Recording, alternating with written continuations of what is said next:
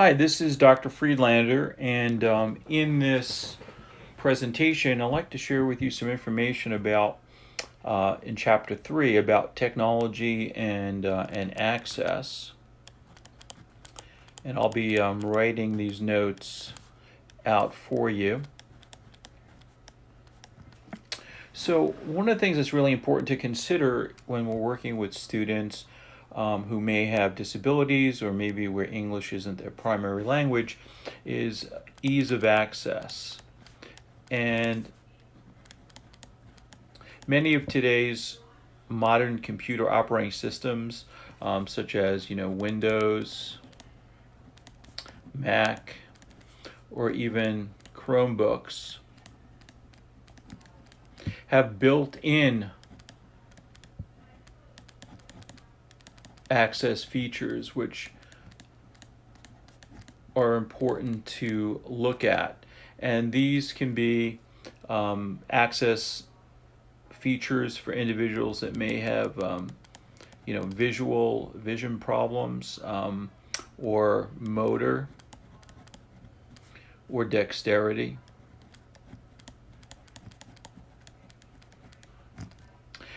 As well as students that may have underlying language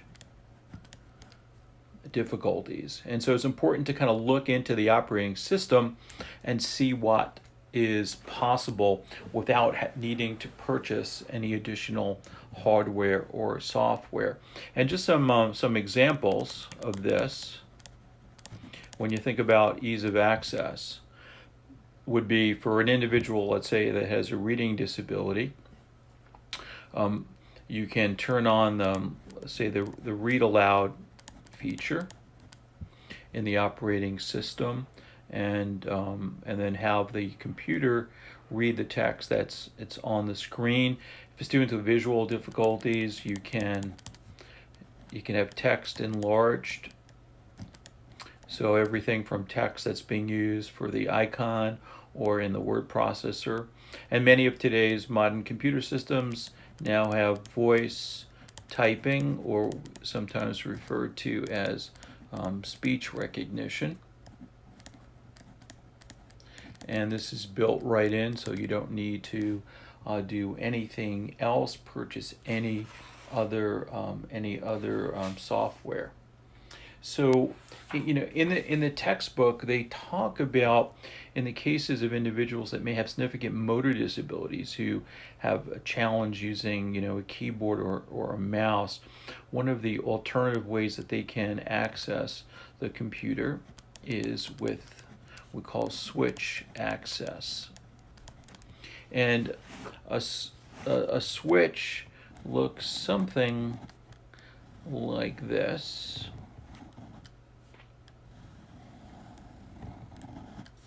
And then there would be, in certain cases, this might be a USB cord. And then what the student would do would actually, this would be stationary. They would actually depress this or press this down, which would then send a signal to the computer as if we were hitting the enter key or clicking the mouse. So you might see students that may have cerebral palsy who have difficulty with dexterity using a switch that's plugged into the computer or even an interface. So sometimes these switches get plugged into a interface.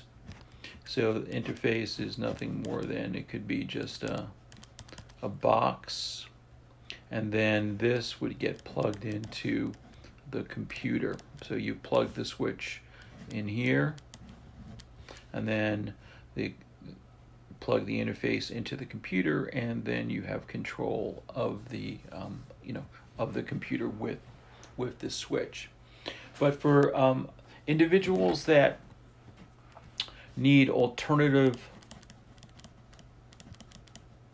access, there are some other tools that they can use. So certainly a lot of students will use a mice, and there's certainly lots of different adaptations, different, something, sometimes the size, how many buttons are on it, and whether it's programmable.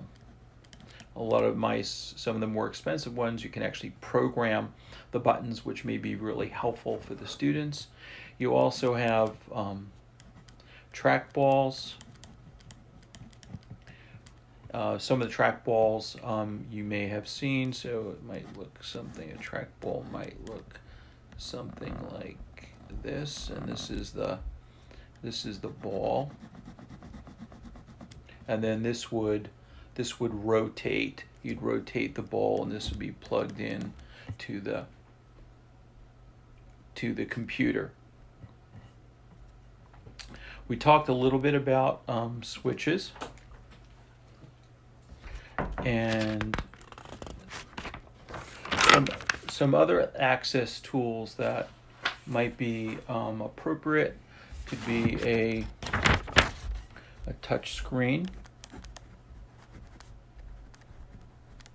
Many of us are interactive with touch screens, but for students with disabilities, especially young students,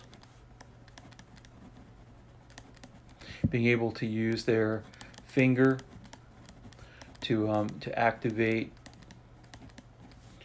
let's say, a game can be really important.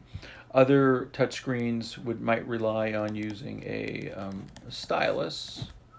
So I'm sure you've used a stylus, so you can, some cases, use a stylus for that. And the other thing too is you can sometimes buy touchscreens that are retrofitted over a standard monitor, and they're affixed with Velcro, which can be important. In addition, when we look at access too, there's also keyboards. Many of us are used to the standard keyboards, but students can, especially if they have vision or motor, can get large keyboards with you might have the letters looking something like that size, or they could be also color coded to help students. And then there are also some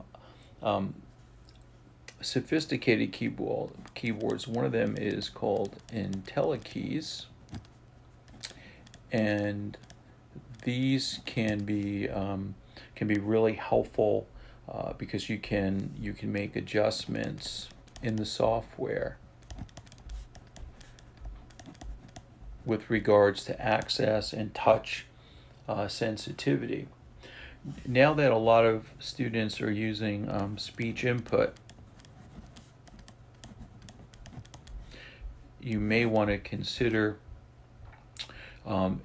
getting a little bit better, maybe headset, which can have some noise cancellation.